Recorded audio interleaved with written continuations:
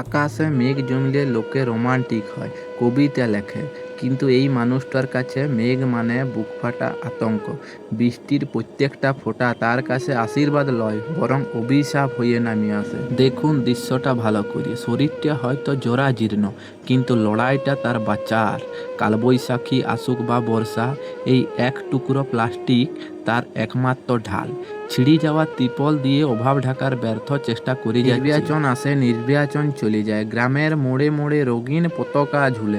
বড় বড় নেতারা মঞ্চ কাঁপাইয়ে ভাষণ দিয়ে ফুটায় দেয় উন্নয়ন হবে, গরিবের দুঃখ ঘুচবে কবে। আচ্ছা, আমরা কি সত্যি বদলেছি, নাকি আজও আমাদের উন্নয়ন শুধু কাগজের পাতায় আর নেতাদের বক্তৃতায় বন্দি?